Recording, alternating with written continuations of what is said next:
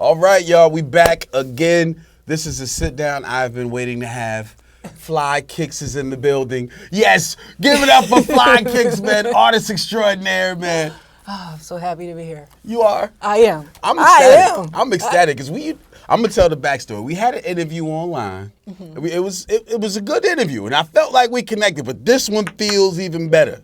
Yes. Yeah, you agree? I agree. Yeah, man, energy's connected. We had a hug outside. I was like, this is it. It felt right, man. It's just, this is beautiful. This is what we need. Vibes, energy connected, man. So I'm excited. We're going to go through your whole journey through the art world and life in general. You okay with that? I am. I know you do your thing. I'm in good hands, so I'm ready to go. I'm going to lay it up. All you got to do is dunk. I'm just going to throw it up for you. 2-hand dunk, 1 hand, however you want to dunk it your way. So Flykickz, tell the people who you are, what you do, and then we'll get into the questions and all that. All right. I'm Des. To many, I am known as Flykickz. I am a very unique type of artist. I actually cut up sneakers for a living, and I incorporate them into canvases. There really was nobody in the world that did what I did until I started doing it. Yep. So not only am I an artist, I'm a philanthropist, I'm an active volunteer, I'm a curator of experiences now. Love that. So I love every part of who I am and what I do equally.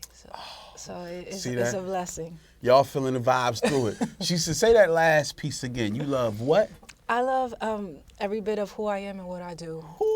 Like, I love it all. We don't hear that enough, man. I want to give you a round of applause for just having that energy. And y'all, I don't know if y'all can feel it through the screen. You can feel it once you get in their presence. I felt it through the virtual interview. But now it's here. It's like, it's big energy, man. I love it. I love this. Big, positive, loving, affirming energy, man. It's beautiful to be sitting with you. Thank you for coming on. The pleasure is mine.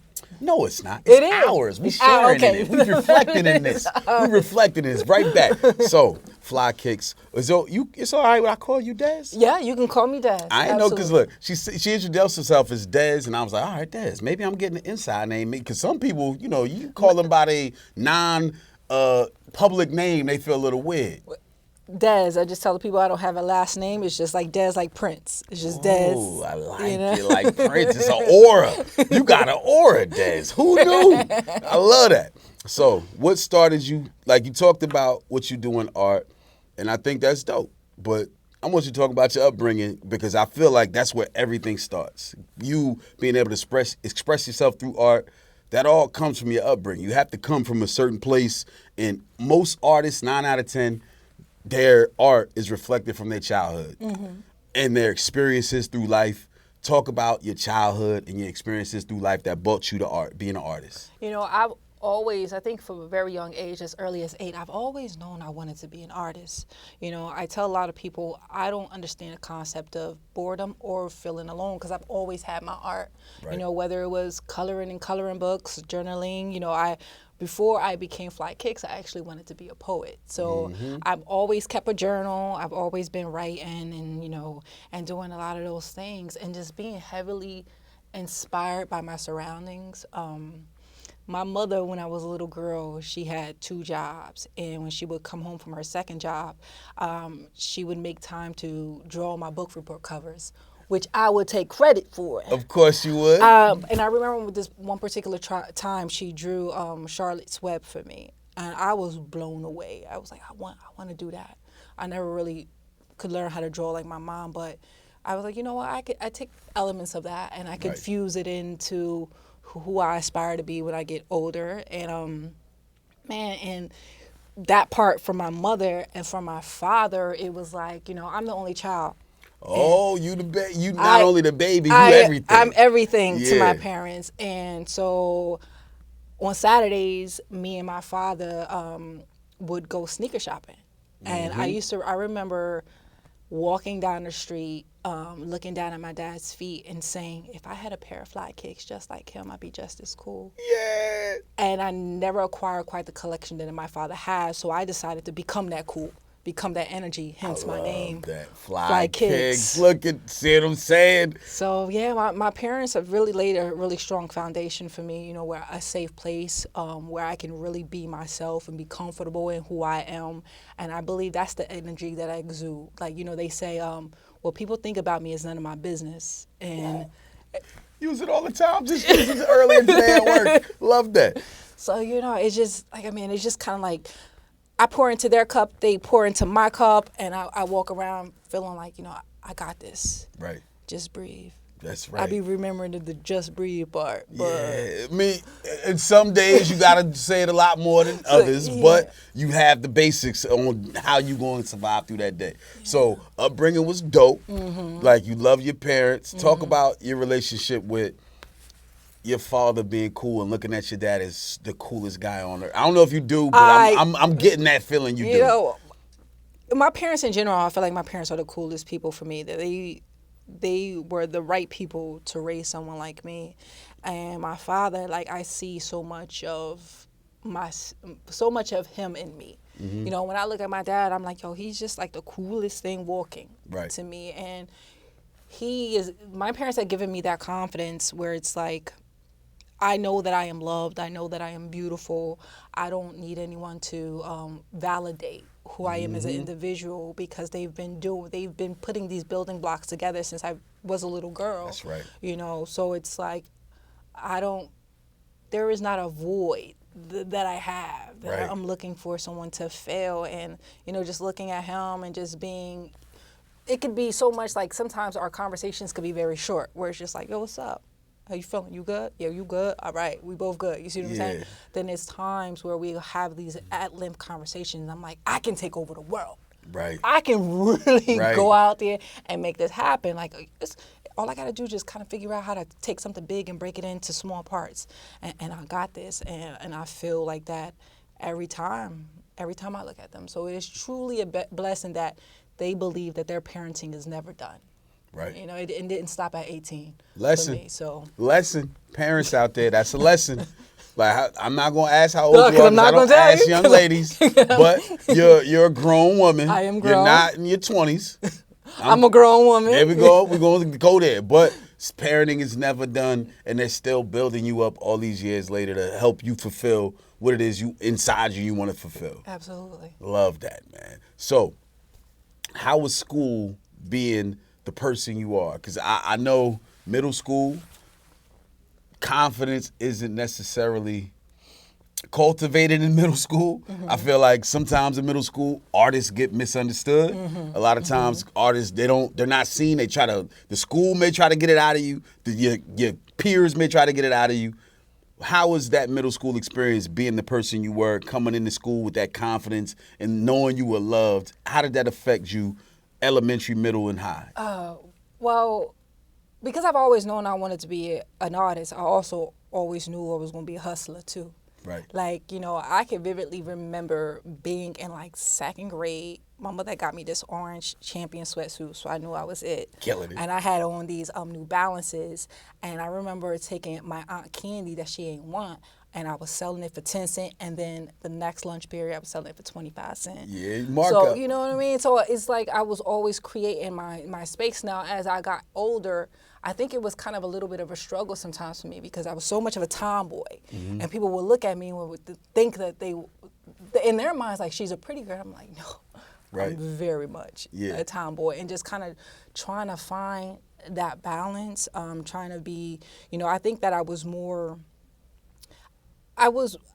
a little bit more recluse now, a bit more reserved. But when I was growing up, I mean, if it was dance things, I was a part of it. I played the violin for many years, which many people don't know. Yeah, nice. And I was singing, of course, even though I couldn't sing. So I was always actively being in different things. But I think as I started to grow, maybe more in high school, and then as my freshman year, I feel like I struggled a little bit because, you have the popular girls, and you're not quite built like them. You need to drop a few pounds because you're still kind of going through that phase. Right.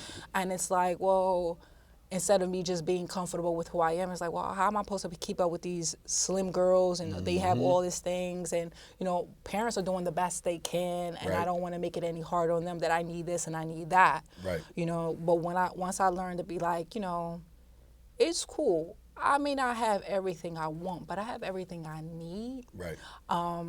Then it got a little easier for me, and I was always very outspoken, and a lot of people probably weren't used to that. I was one of those people like, nah, you're not going to just say that to me. Right. And I'm not going to have that. That's that confidence built up in that house that once you got in the world, there's standards that you have to follow. And I think that I was having to learn that. Like, you have to, it's okay to set boundaries, but it's also okay that everybody's not going to see things my way. That's right. And being an only child and then being, strong-minded and then kind of being stubborn, it was like, all right, take me as I am, but you need some work. And I had to kind of that's maturity, though. Right? Like you at some point you got to, all right, I got to start switching things up a little bit, but you learned that early. I did.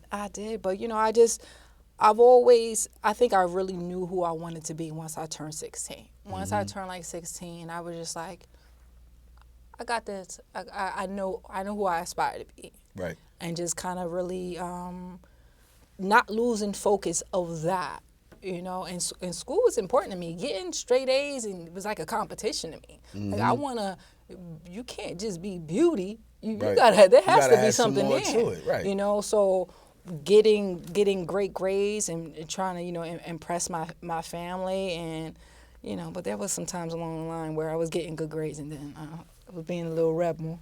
Yeah, so of course. You can't say I'm getting good grades. Yeah, like you had some other things you need to work on, but them grades was always right. But yeah, I enjoy school. I was one of those people, like I enjoy going to school, So that's rare for an artist. It's rare but I think that I'm one of those people where when I'm occupied doing something else, I get some of my best ideas, where it's not that much pressure on me to create an idea or write a poem or write a story. It's like, okay, I'm doing all these other things. Now when I have my own time, I'm at home, now I'm fueled up, I'm ignited. So I enjoy, and then that's where a lot of the people that I grew up with and that were my friends were there. So it was like, we're going to school, we're gonna go hang out. It was social just it was as much more as social. It was Sometimes you need that socialization. Absolutely. And I think that definitely played a part of who I am. But it shaped me. Of course, it shaped you well. Like you learned some things. You figured out life. You figured out things you didn't want to do, things you did want to do. Talk about when the first artistic experiences you've had outside of the home. So you talked about your mother. She was making this. She's a book. You did a book report. She did the covers and all that. So talk about you venturing into doing your own art, whatever medium it may be. I remember my third grade teacher, Mr. Kanzio, and I still remember her to this day. The Board of Education used to have like these like programs where people can make gifts for their parents for like the holidays and stuff like that. And it was this particular holiday was Christmas, and they took us. That's when those macaroni boxes was. That was a hot commodity. That was it. If you got one of those boxes, you was it. Your kid you was it. But just going there, and I just remember just like being like having all these supplies just like right in front of me, and just like being so excited, and it was the idea of being able to share this with someone else. Like, I can't wait for you to see it, because the whole time I'm going to be looking at you while you're looking at that. While you receiving this, and once I just would see like in making things and how people respond to it, I was like, oh yeah, I want to see people do that all the time. Right. So that's when it happened. That's when it happened. Like and that's I was fortunate that the schools that I went to, that they really involved with the kids. And when you're going to the school in a hood, it's not. Yeah, you can get anything. You can get anything, and the teachers that I had really cared, and that. That was inspiring. So just to be able to do things like that. And I also have an uncle who's a year younger than me. So we were always like getting into stuff, building stuff. And I was just like, I've always known that I just creatively, that was going to be it for me. Yeah, you knew it early. I knew it early. Yeah. So talk to me about poetry. Because you said you were a poet. Was that the first artistic medium you was using? Like, 'cause I know you was doing stuff, but I'd say out to the world. Not out like to the world. your- I say out to the world. Yeah. That was. So I used to do a lot of poetry slams in high school, and I had a really amazing teacher. His name was Dr. Long, and Everybody from Trenton know who that is. yes, and he would always tell me, less is more. Like, because sometimes I would just overdo it, like with my storytelling and my poems. I still have the papers to this day that he graded with the red ink all on it, and he got me into the habit of saying, I can it's like making a reel in a small clip. You have to say what you can say and make an impact in that short amount of time. Right. And that's what I was doing with my poetry. And back then, places like Barnes & Noble used to have like poetry slams. Yep. And we would kind of do like a cipher where someone would say a word and you would go around. And I would actually happen to be pretty good at it because sometimes I'm always thinking. So it would be like things archived in my head. And he got me out there, and I remember when people would be like, Des, I didn't know you really write like that. And then getting in front of crowds of hundreds, like the whole school, and taking off your cool. Where it's like, all right, I'm gonna give you all I got right now. Like I'm gonna be raw and uncut. And it's just like people didn't realize you might have beef, and I know she talking about me in that poem. Right. And then it's like, you know what? I realized that words are very powerful. Indeed. And it was such it's like such a rush. Like you kind of go up there, and you're telling yourself like don't be nervous, don't be afraid, just go up there and do what you got to do. And to memorize all of that, these weren't short poems. They were like lengthy poems and being animated and getting into it. And it just was like, man, I had wanted to be on that poetry jam and go to the New York Cafe and slam when I was younger, Shout out to the New York Cafe. Yes. Who remember that, man? Yes. Classic times. And I saw what they would be able to do, and I was just like, yo, that's cool. And then it was a sense of community. Absolutely. There as well, and I just was learning now to take that part of me and allow the work that I create to kind of be that icebreaker where now I can be a wordsmith when it comes to, so tell me about this piece. Right. But I've always wanted to be a poet first. So poetry started it, and we're going to get into how you got into doing what you do.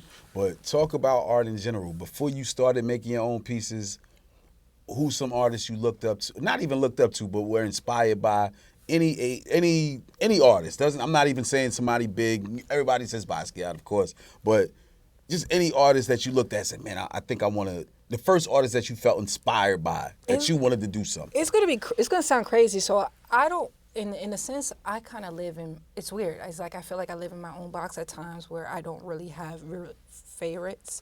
But I will say things that it's going to sound weird, but things that were like my favorite word that inspired me was people like Beethoven, Moonlight Sonata.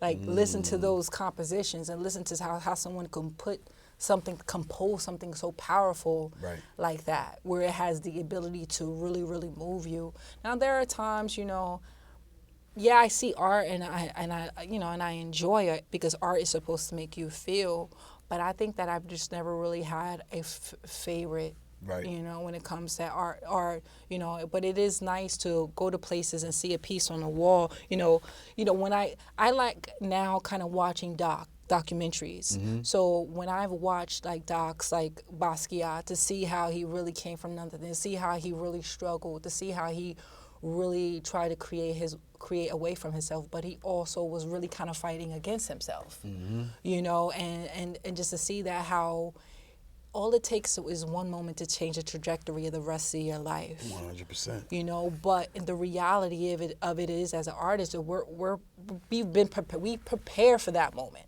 Like it took me 15, 16 years to become the caliber of artist that I am as Flykickz. Right. So when people buy art, they pay for that. They pay for all the things I had to learn to get to that point.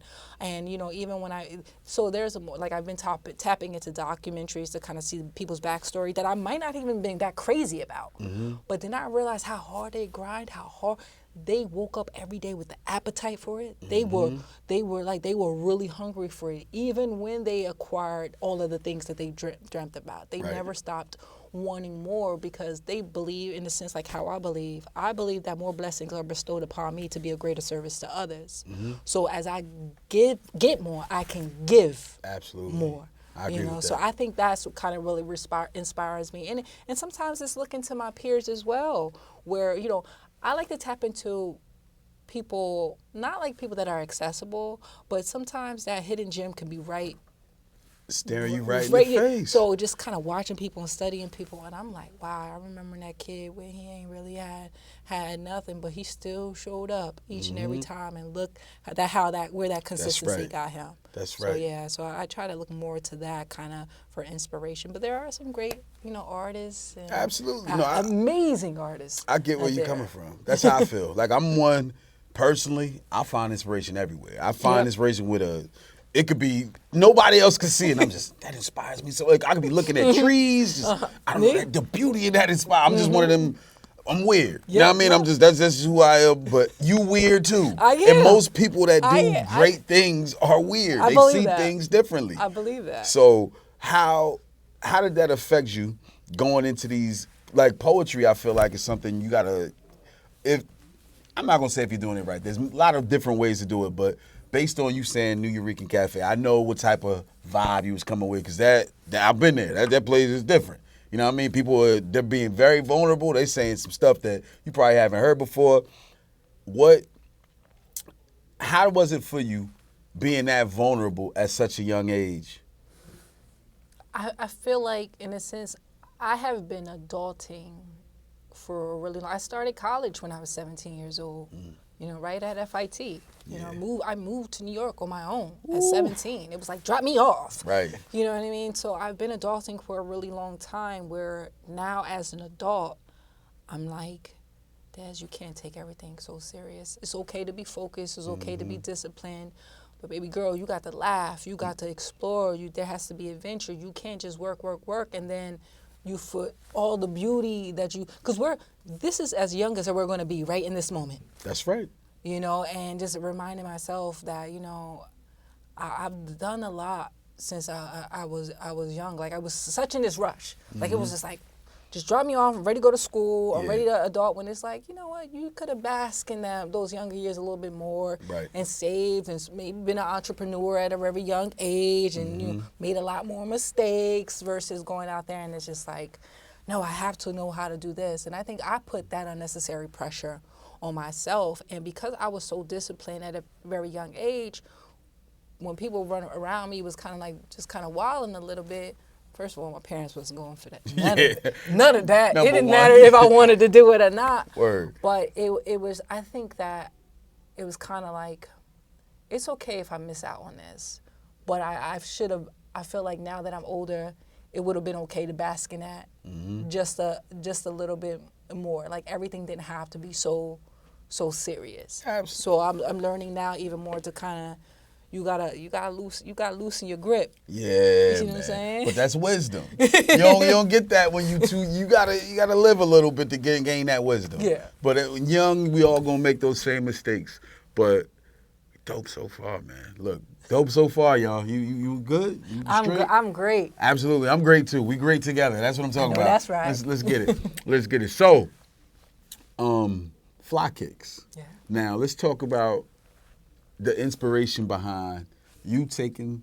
I'm gonna let you tell it. Give the inspiration behind the first Flykickz piece, and we're gonna get to where it's at now. But I want to know the early beginning stages of that. Okay. Like everything Flykickz very early on, the inspiration behind it, and how it was received. Not even how it was received. How did you receive how it was received? You follow me. I got you. All right, go ahead. So what many people might forget is that I actually was a sneaker customizer before I created this style of art that I have now. Flykickz was born in my small, overpriced studio apartment in Queens. I was living in the Jackson Heights, Astoria area at the time, in a small place, but I was just happy because it was mine. And I was just like, at the time, watching videos on TV was a big thing. And Huge. Custom sneakers was the thing. I remember just seeing Fab with his custom was on. I seen that Dominican flag. I was just like, oh, I want to make custom. Word. This is something I want to do. So a lot of trial and error like really figuring it out. But once I kind of had an inkling for it, now when I started, there weren't like YouTube videos to watch. So Valid. I was reading tutorials and trying to teach myself from the words that were written. Right. And it was just like, I don't think they doing it right because it ain't no Right. way they being real. So Word. just kind of mixing paints, and that's before, for those who are customizers out there, that's before like Angelus, people really knew what Angelus leather paint was. But once I kind of got onto that, man, I did my first show called the Dunk Exchange. There was a buy, sell, and trade sneaker show. But with these shows like Dunk Exchange and Sneaker Pimps, you got performers. So during those shows is when I would get to see Nas, Kendrick Lamar, before people really kind of knew who he was. Like all these amazing artists in an intimate setting where you're not only inspired musically, but creatively you're inspired and you're a part of the culture as well. Word. So I've done almost all of the venues in Manhattan, like Urban Plaza, the Roseland, the Hammerstein, like all these different places. I was like exhibiting my work, where I had a few customs, and I've always taken my displays very serious. And I think that's what kind of got me noticed by people, that I didn't just throw my sneakers on the table because they were customs, and I know you wouldn't probably get a sell. So you had to create these extravagant, like just really cool displays. So I would have like, make my own business cards. I have these cool displays with lights and my sneakers inside of it. And people would come that were like big collectors and would be like, that's pretty dope. Like they would look forward to coming to see my displays, even though it might not have been much. Nobody else was really doing them. Right. So that and you stood out. And that helped me stand out. And then, being a sneaker customizer was pretty male dominated. Especially then. Especially, so it was just like you had some female crews that were at these shows, but predominantly it was all male, and then you had me by myself. No team. No team. Like, right. And I intentionally, when I was like, listen, and a lot of times it was just me bringing all my stuff in bags. I'll probably have someone assist me, but I built my display. Then I would come and I would have these oversized sweatsuits. Then I would go in the bathroom and change my clothes and come out looking like something else. And they were like, wait a minute. I don't know who this girl thinks she is. Yeah, word. But that became part of my steez. That became part of my look. Like word. I knew early on that I was going to create a trademarked look. Like what I was known for. I was known for cut off shirts and things like that, and I knew that was going to be part of my who I was in branding. The brand, I was branding myself very early on. My shirt said Flykickz. Like I was a new kid on the block for a really, really long time because people didn't really like the fact that I wasn't affiliating myself with anyone. I wanted people to really kind of get to know me, even though I showed everybody love and people showed me love, but I was kind of like a standalone at events. So doing all these different events and just making a name for myself, starting to be featured on different platforms. People were giving me opportunities as I got a little bit bigger, but they let me be myself. For instance, I was actually in straight stunting, but I got to be who I was as Flykickz. Right. So, being able to talk to K Slay and connect with him, it was just such an amazing experience because my name is Dez. That was his graffiti name. We were chopping it up on the phone, and I said, "Hey, I just want to be who I am." Like, it's a lot of beautiful women in the magazine, but that's not what I want to do. Right. And they featured me in my own pictures, and the interview was very clean. Right. What some people were really used. There was a lot of respect there, and that really pushed me. That people enjoy the fact that I was being authentically myself. Absolutely. And just being able to kind of go through like these different, like I was evolving, like every year I kind of was evolving. I was doing like different events like All-Star Weekend. They were letting me paint live. And then I kind of got into the canvases where I was painting a picture of my customs on a canvas. Right. So I was still promoting my customs. And then as I was doing all those things, one day I got the idea. I was watching Edward Scissorhands. I've seen this movie 100 times before. And I said, if Edward can turn mayhem into beauty, I could do that with sneakers.